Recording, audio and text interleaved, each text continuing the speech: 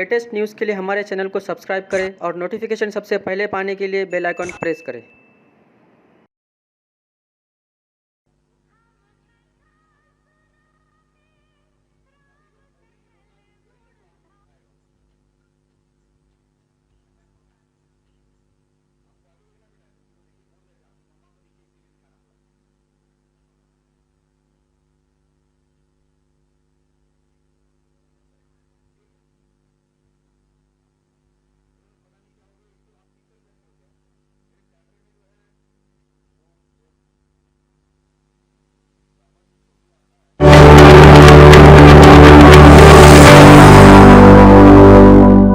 मेरे प्यारे देशवासियों, नमस्कार। आप सब लॉकडाउन में इस मन की बात को सुन रहे हैं। इस मन की बात के लिए आने वाले सुझाव, फोन कॉल की संख्या सामान्य रूप से कई गुना ज्यादा है। कई सारे विषयों को अपने अंदर समेट आपकी यह मन की बातें मेरे तक पहुंची हैं। मैंने कोशिश की है कि इनको ज्यादा से ज्यादा पढ़ पाऊं, सुन पाऊं। आपकी बातों से कई ऐसे पहलू जानने को मिले हैं जिन पर इस आपाधापी में ध्यान ही नहीं जाता है। मेरा मन करता है कि युद्ध के बीच हो रही इस मन की बात में उन्हीं कुछ पहलुओं को आप सभी देशवासियों के साथ बांटूं। साथियों, भारत की कोरोना के खिलाफ लड़ाई सही मायने में पीपल ड्रिवन है। भारत में कोरोना के खिलाफ लड़ाई जनता लड़ रही है, आप लड़ रहे हैं। जनता के साथ मिलकर शासन प्रशासन लड़ रहा है। भारत जैसा विशाल देश जो विकास के लिए प्रयत्नशील है, गरीबी से निर्णायक लड़ाई लड़ रहा है। उसके पास कोरोना से लड़ने और जीतने का यही एक तरीका है। और हम भाग्यशाली हैं कि आज पूरा देश का हर नागरिक, जन जन इस लड़ाई का सिपाही है, लड़ाई का नेतृत्व कर रहा है।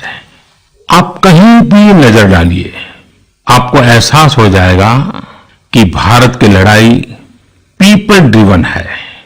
जब पूरा विश्व इस महामारी के संकट से जूझ रहा है, भविष्य में जब इसकी चर्चा होगी, उसकी तौर तरीकों की चर्चा होगी, मुझे विश्वास है कि भारत की ये पीपल ड्रिवन लड़ाई, इसकी जरूर चर्चा होगी। पूरे देश में, गली मोहल्लों में, जगह जगह पर आज लोग एक दूसरे की सहायता के लिए आगे आए हैं। गरीबों के लिए खाने से लेकर राशन की व्यवस्था हो, लॉकडाउन का पालन हो, अस्पतालों की व्यवस्था हो, मेडिकल इक्विपमेंट का देश में ही निर्माण हो। आज पूरा देश एक लक्ष्य, एक दिशा, साथ साथ चल रहा है। ताली, थाली, दिया, मोमबत्ती, इन सारी चीजों ने जो भावनाओं को जन्म दिया, जिस जज्बे से देशवासियों ने कुछ न कुछ करने की ठान ली, हर किसी को इन बातों ने प्रेरित किया है। शहर हो या गांव, ऐसा लग रहा है जैसे देश में एक बहुत बड़ा महायज्ञ चल रहा है, जिसमें हर कोई अपना योगदान देने के लिए आतुर है। हमारे किसान भाई बहनों को ही देखिए, एक तरफ वो इस महामारी के बीच अपने खेतों में दिन रात मेहनत कर रहे हैं और इस बात की भी चिंता कर रहे हैं कि देश में कोई भी भूखा न सोए। हर कोई अपने सामर्थ्य के हिसाब से इस लड़ाई को लड़ रहा है। कोई किराया माफ कर रहा है, तो कोई अपनी पूरी पेंशन या पुरस्कार में मिली राशि को पीएम केयर्स में जमा करा रहा है। कोई खेत की सारी सब्जियां दान दे रहा है, तो कोई हर रोज सैकड़ों गरीबों को मुफ्त भोजन करा रहा है। कोई मास्क बना रहा है। कहीं हमारे मजदूर भाई बहन क्वारंटीन में रहते हुए जिस स्कूल में रह रहे हैं, उसकी रंगाई पुताई कर रहे हैं। साथियों, दूसरों की मदद के लिए आपके भीतर हृदय के किसी कोने में जो ये उमड़ता घुमड़ता भाव है ना, वही वही कोरोना के खिलाफ भारत की इस लड़ाई को ताकत दे रहा है। वही इस लड़ाई को सच्चे मायने में पीपल ड्रिवन बना रहा है। और हमने देखा है पिछले कुछ साल में हमारे देश में यह मिजाज बना है, निरंतर मजबूत होता रहा है। चाहे करोड़ों लोगों का गैस सब्सिडी छोड़ना हो, लाखों सीनियर सिटीजन का रेलवे सब्सिडी छोड़ना हो, स्वच्छ भारत अभियान का नेतृत्व लेना हो, टॉयलेट बनाने हो, अनगिनत बातें ऐसी है। इन सारी बातों से पता चलता है हम सबको एक मन, एक मजबूत धागे से पिरो दिया है, एक होकर देश के लिए कुछ करने की प्रेरणा दी है। मेरे प्यारे देशवासियों, मैं पूरी नम्रता पूर्वक, बहुत ही आदर के साथ आज 130 करोड़ देशवासियों की इस भावना को सर झुका करके नमन करता हूं। आप अपनी भावना के अनुरूप देश के लिए अपनी रुचि के हिसाब से, अपने समय के अनुसार कुछ कर सके, इसके लिए सरकार ने एक डिजिटल प्लेटफॉर्म भी तैयार किया है। ये प्लेटफॉर्म है covidwarriors.gov.in। मैं दोबारा बोलता हूं, covidwarriors.gov.in। सरकार ने इस प्लेटफॉर्म के माध्यम से तमाम सामाजिक संस्थाओं के वॉलेंटियर्स, सिविल सोसाइटी के प्रतिनिधि और स्थानीय प्रशासन को एक दूसरे से जोड़ दिया है। बहुत ही कम समय में इस पोर्टल से 1.25 करोड़ लोग जुड़ चुके हैं। इनमें डॉक्टर, नर्सिस से लेकर हमारी आशा, एएनएम बहनें, हमारे एनसीसी, एनएसएस के साथी, अलग अलग फील्ड के तमाम प्रोफेशनल्स, उन्होंने इस प्लेटफॉर्म को अपना प्लेटफॉर्म बना लिया है। ये लोग स्थानीय स्तर पर क्राइसिस मैनेजमेंट प्लान बनाने वालों में और उसकी पूर्ति में भी बहुत मदद कर रहे हैं।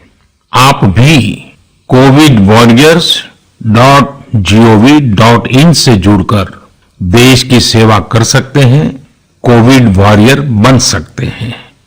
साथियों, हर मुश्किल हालात, हर लड़ाई कुछ न कुछ सबक देती है, कुछ न कुछ सिखा करके जाती है, सीख देती है, कुछ संभावनाओं के मार्ग बनाती है और कुछ नई मंजिलों की दिशा भी देती है। इस परिस्थिति में आप सब देशवासियों ने जो संकल्प शक्ति दिखाई है, उससे भारत में एक नए बदलाव की शुरुआत भी हुई है। हमारे बिजनेस, हमारे दफ्तर, हमारे शिक्षण संस्थान, हमारा मेडिकल सेक्टर, हर कोई तेजी से नए तकनीकी बदलावों की तरफ भी बढ़ रहे हैं। टेक्नोलॉजी के फ्रंट पर तो वाकई ऐसा लग रहा है कि देश का हर इनोवेटर नई परिस्थितियों के मुताबिक कुछ न कुछ नया निर्माण कर रहा है। साथियों, देश जब एक टीम बनकर के काम करता है, तब क्या कुछ होता है, ये हम अनुभव कर रहे हैं। आज केंद्र सरकार हो, राज्य सरकार हो, इनका हर एक विभाग और संस्थान राहत के लिए मिलजुल करके पूरी स्पीड से काम कर रहे हैं। हमारे एविएशन सेक्टर में काम कर रहे लोग हों, रेलवे कर्मचारी हो, ये दिन रात मेहनत कर रहे हैं ताकि देशवासियों को कम से कम समस्या हो। आप में से शायद बहुत लोगों को मालूम होगा कि देश के हर हिस्से में दवाइयों को पहुंचाने के लिए लाइफलाइन उड़ान नाम से एक विशेष अभियान चल रहा है। हमारे इन साथियों ने इतने कम समय में देश के भीतर ही 3 लाख किलोमीटर की हवाई उड़ान भरी है और 500 टन से अधिक मेडिकल सामग्री देश के कोने कोने में आप तक पहुंचाया है। इसी तरह रेलवे के साथी लॉकडाउन में भी लगातार मेहनत कर रहे हैं ताकि देश के आम लोगों को जरूरी वस्तुओं की कमी न हो। इस काम के लिए भारतीय रेलवे करीब करीब 60 से अधिक रेल मार्ग पर 100 से भी ज्यादा पार्सल ट्रेन चला रही है।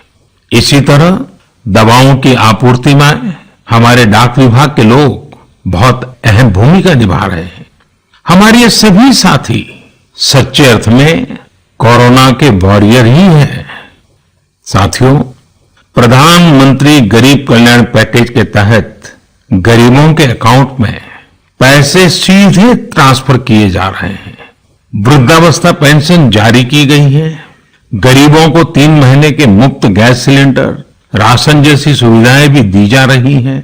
इन सब कामों में सरकार के अलग अलग विभागों के लोग, बैंकिंग सेक्टर के लोग एक टीम की तरह दिन रात काम कर रहे हैं। और मैं हमारे देश के राज्य सरकारों की भी इस बात के लिए प्रशंसा करूंगा कि वो इस महामारी से निपटने में बहुत सक्रिय भूमिका निभा रही है।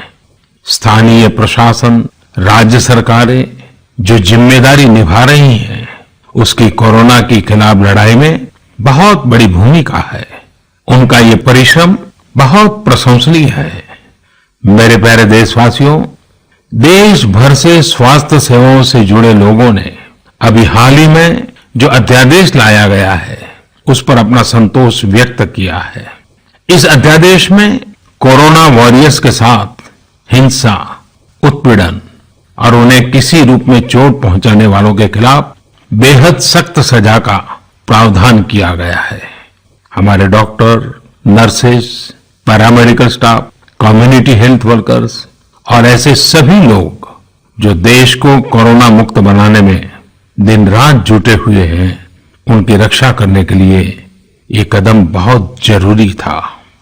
मेरे प्यारे देशवासियों, हम सब अनुभव कर रहे हैं कि महामारी के खिलाफ इस लड़ाई के दौरान हमें अपने जीवन को, समाज को, हमारे आसपास हो रही घटनाओं को एक फ्रेश नजरिए से देखने का अवसर भी मिला है।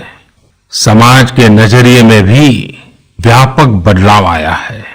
आज अपने जीवन से जुड़े हर व्यक्ति की अहमियत का हमें आभास हो रहा है।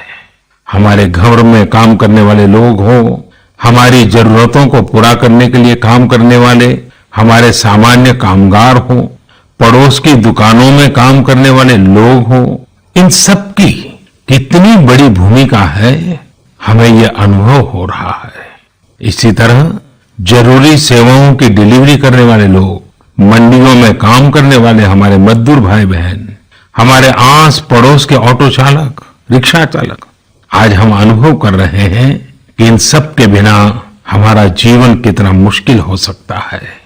आजकल सोशल मीडिया में हम सब लोग लगातार देख रहे हैं कि लॉकडाउन के दौरान लोग अपने इन साथियों को न सिर्फ याद कर रहे हैं, उनकी जरूरतों का ध्यान रख रहे हैं, बल्कि उनके बारे में बहुत सम्मान से लिख भी रहे हैं। आज देश के हर कोने से ऐसी तस्वीरें आ रही हैं कि लोग सफाई कर्मियों पर पुष्प वर्षा कर रहे हैं।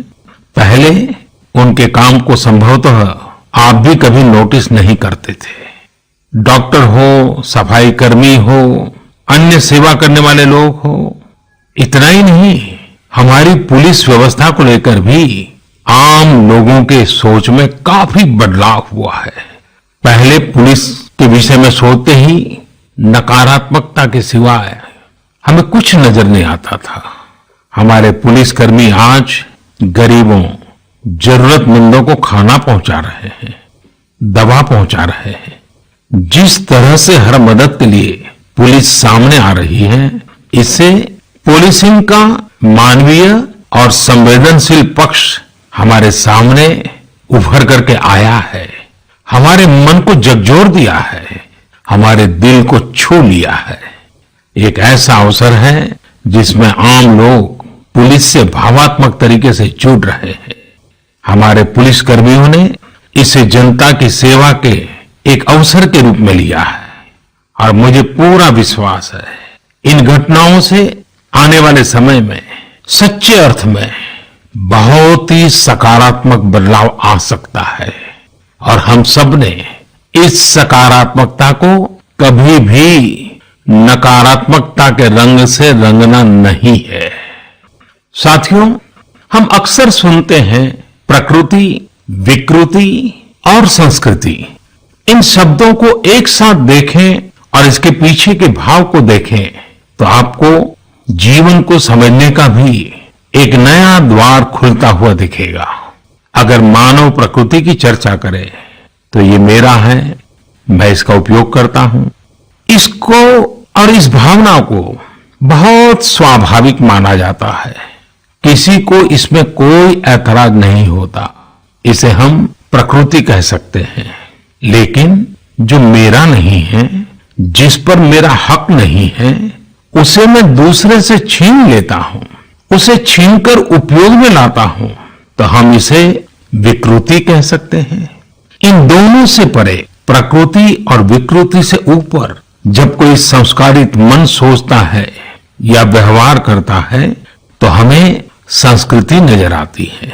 जब कोई अपने हक की चीज, अपनी मेहनत से कमाई चीज, अपने लिए जरूरी चीज कम हो या अधिक, इसकी परवाह किए बिना किसी व्यक्ति की जरूरत को देखते हुए खुद की चिंता छोड़कर अपने हक के हिस्से को बांट करके किसी दूसरे की जरूरत पूरी करता है, वही तो संस्कृति है।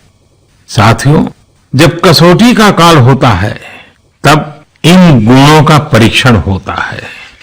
आपने पिछले दिनों देखा होगा कि भारत ने अपने संस्कारों के अनुरूप, हमारी सोच के अनुरूप, हमारी संस्कृति का निर्वहन करते हुए कुछ फैसले लिए। संकट की इस घड़ी में दुनिया के लिए भी, समृद्ध देशों के लिए भी दवाइयों का संकट बहुत ज्यादा रहा है। एक ऐसा समय है कि अगर भारत दुनिया को दवाइयां न भी दे तो कोई भारत को दोषी नहीं मानता। हर देश समझ रहा है कि भारत के लिए भी उसकी प्राथमिकता अपने नागरिकों का जीवन बचाना है। लेकिन साथियों, भारत ने प्रकृति विकृति की सोच से परे होकर फैसला लिया। भारत ने अपनी संस्कृति के अनुरूप फैसला लिया। हमने भारत की आवश्यकताओं के लिए जो करना था उसका प्रयास तो बढ़ाया ही, लेकिन दुनिया भर से आ रही मानवता की रक्षा की पुकार पर भी पूरा ध्यान दिया। हमने विश्व के हर जरूरतमंद तक दवाइयों को पहुंचाने का बीड़ा उठाया और मानवता के इस काम को करके दिखाया। आज जब मेरी अनेक देशों के राष्ट्राध्यक्षों से फोन पर बात होती है तो वो भारत की जनता का आभार जरूर व्यक्त करते हैं। जब वो लोग कहते हैं thank you India, thank you people of India, तो देश के लिए गर्व और बढ़ जाता है। इसी तरह इस समय दुनिया भर में भारत के आयुर्वेद और योग के महत्व को भी लोग बड़े विशिष्ट भाव से देख रहे हैं।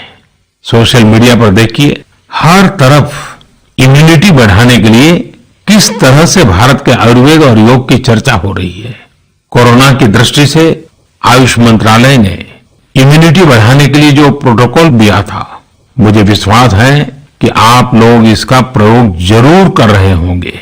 गर्म पानी, काढ़ा और जो अन्य दिशा निर्देश आयुष मंत्रालय ने जारी किए हैं वो आप अपनी दिनचर्या में शामिल करेंगे तो आपको बहुत लाभ होगा।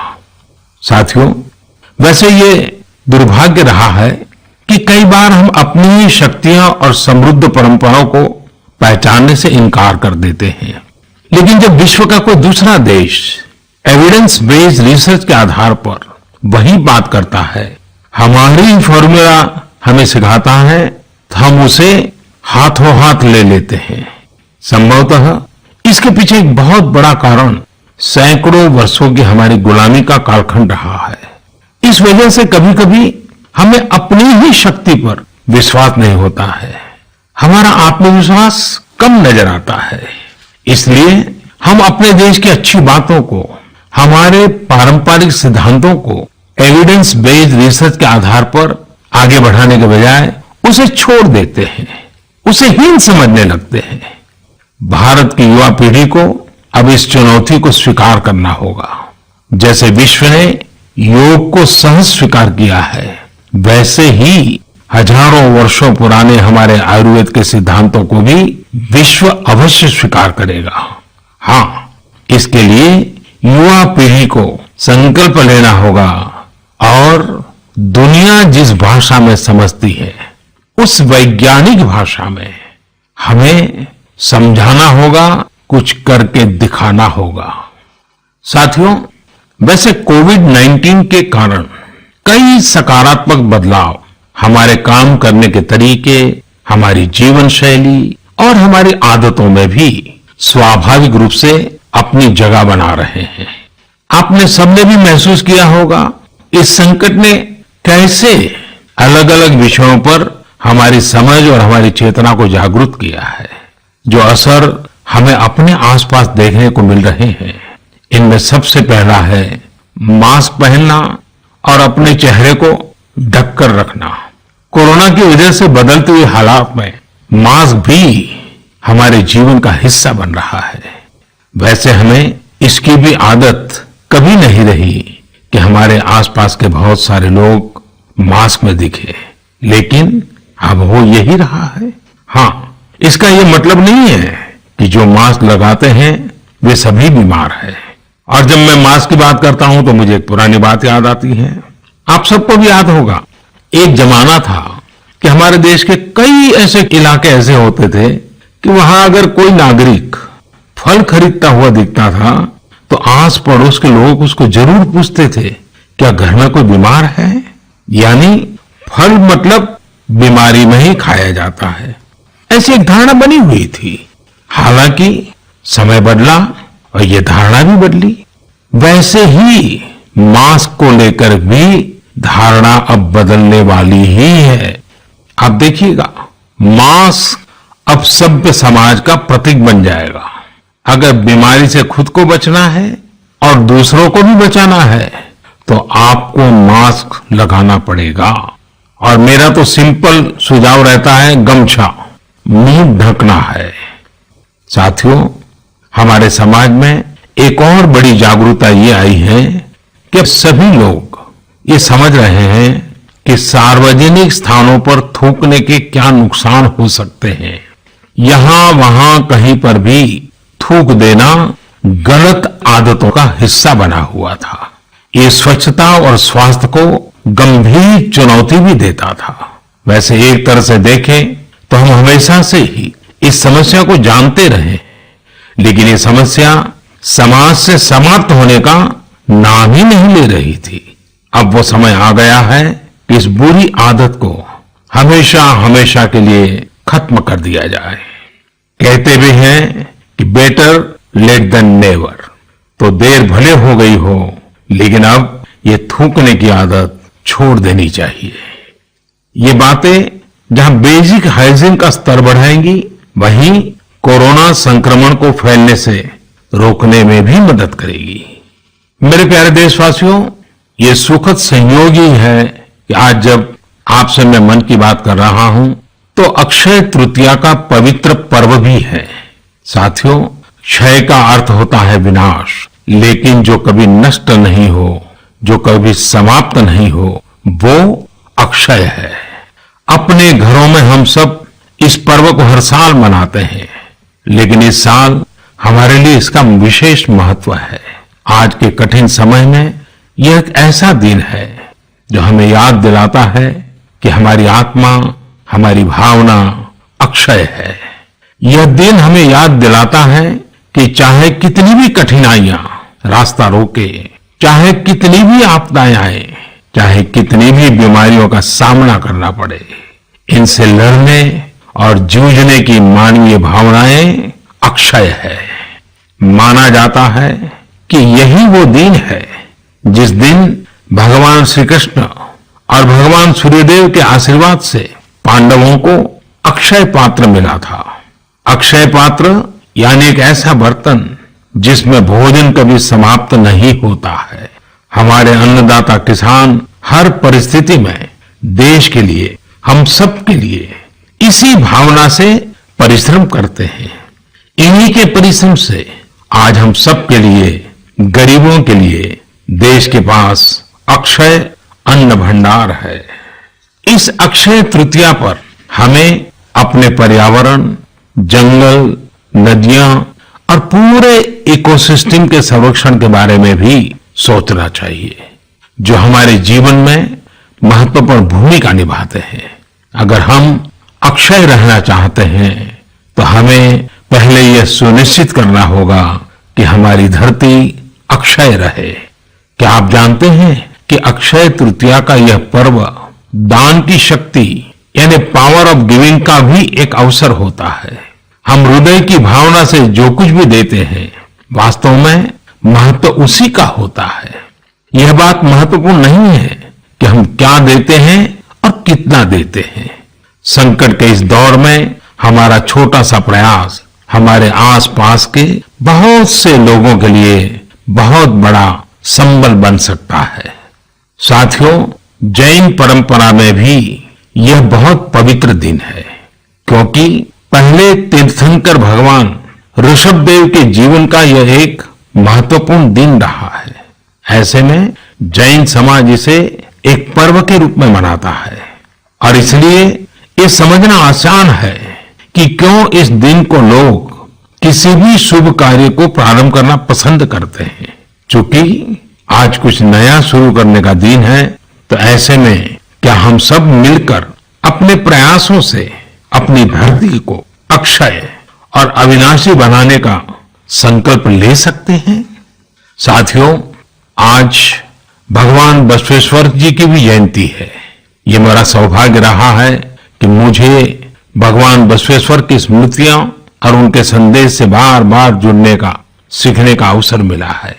देश और दुनिया में भगवान बसवेश्वर के सभी अनुयायियों को उनकी जयंती पर बहुत बहुत शुभकामनाएं। साथियों, रमजान का भी पवित्र महीना शुरू हो चुका है। जब पिछली बार रमजान मनाया गया था तो किसी ने सोचा भी नहीं था कि इस बार रमजान में इतनी बड़ी मुसीबतों का भी सामना करना पड़ेगा। लेकिन अब जब पूरे विश्व में ये मुसीबत आ ही गई है तो हमारे सामने अवसर है इस रमजान को संयम, सद्भावना, संवेदनशीलता और सेवा भाव का प्रतीक बनाएं। इस बार हम पहले से ज्यादा इबादत करें ताकि ईद आने से पहले दुनिया कोरोना से मुक्त हो जाए और हम पहले की तरह उमंग और उत्साह के साथ ईद मनाएं। मुझे विश्वास है कि रमजान के इन दिनों में स्थानीय प्रशासन के दिशा निर्देशों का पालन करते हुए कोरोना के खिलाफ चल रही इस लड़ाई को हम और मजबूत करेंगे। सड़कों पर, बाजारों में, मोहल्लों में फिजिकल डिस्टेंसिंग के नियमों का पालन अभी बहुत आवश्यक है। मैं आज उन सभी कम्युनिटी लीडर्स के प्रति भी आभार प्रकट करता हूं जो 2 गज दूरी और घर से बाहर नहीं निकलने को लेकर लोगों को जागरूक कर रहे हैं। वाकई कोरोना ने इस बार भारत समेत दुनिया भर में त्योहारों को मनाने का स्वरूप ही बदल दिया है, रंग रूप बदल दिए हैं। अभी पिछले दिनों ही हमारे यहाँ भी बिहू, बैसाखी, पुथंडू, विशु, ओडिया न्यू ईयर ऐसे अनेक त्योहार आए। हमने देखा कि लोगों ने कैसे इन त्योहारों को घर में रहकर और बड़ी सादगी के साथ और समाज के प्रति शुभ चिंतन के साथ त्योहारों को मनाया। आमतौर पर वे इन त्योहारों को अपने दोस्तों और परिवारों के साथ पूरे उत्साह और उमंग के साथ मनाते थे, घर के बाहर निकलकर अपनी खुशी साझा करते थे। लेकिन इस बार हर किसी ने संयम बरता, लॉकडाउन के नियमों का पालन किया। हमने देखा है कि इस बार हमारे ईसाई दोस्तों ने ईस्टर भी घर पर ही मनाया है। अपने समाज, अपने देश के प्रति ये जिम्मेदारी निभाना आज की बहुत बड़ी जरूरत है। तभी हम कोरोना के फैलाव को रोक पाने में सफल होंगे, कोरोना जैसी वैश्विक महामारी को परास्त कर पाएंगे। मेरे प्यारे देशवासियों, इस वैश्विक महामारी के संकट के बीच आपके परिवार के एक सदस्य के नाते, और आप सब भी मेरे ही परिवारजन हैं, तब कुछ संकेत करना, कुछ सुझाव देना, ये मेरा दायित्व भी बनता है। मेरे देशवासियों से मैं आपसे आग्रह करूंगा, हम कतई अति आत्मविश्वास में न फंस जाएं। हम ऐसा विचार न पाल लें कि हमारे शहर में, हमारे गांव में, हमारी गली में, हमारे दफ्तर में अभी तक कोरोना पहुंचा नहीं है, इसलिए अब पहुंचने वाला नहीं है। देखिए, ऐसी गलती कभी मत पालना। दुनिया का अनुभव हमें बहुत कुछ कह रहा है और हमारे यहां तो बार बार कहा जाता है, सावधानी हटी तो दुर्घटना घटी। याद रखिए, हमारे पूर्वजों ने हमें इन सारे विषयों में बहुत अच्छा मार्गदर्शन किया है। हमारे पूर्वजों ने कहा है, अग्नि ही शेषम ऋण शेषम व्याधि शेषम तथैव च पुनः पुनः प्रवर्धेत तस्मात् शेषम न कार्येत। अर्थात हल्के में लेकर छोड़ दी गई आग, कर्ज और बीमारी मौका पाते ही दोबारा बढ़कर खतरनाक हो जाती है। इसलिए इनका पूरी तरह उपचार बहुत आवश्यक होता है। इसलिए अति उत्साह में स्थानीय स्तर पर कहीं पर भी कोई लापरवाही नहीं होनी चाहिए। इसका हमेशा हमेशा हमने ध्यान रखना ही होगा। और मैं फिर एक बार कहूंगा, 2 गज दूरी बनाए रखिए, खुद को स्वस्थ रखिए। 2 गज दूरी बहुत है जरूरी। आप सबके उत्तम स्वास्थ्य की कामना करते हुए मैं मेरी बात को समाप्त करता हूं। अगली मन की बात के समय जब मिले, तब इस वैश्विक महामारी से कुछ मुक्ति की खबरें दुनिया भर से आए, मानवजात इन मुसीबतों से बाहर आए, इसी प्रार्थना के साथ आप सबका बहुत बहुत धन्यवाद।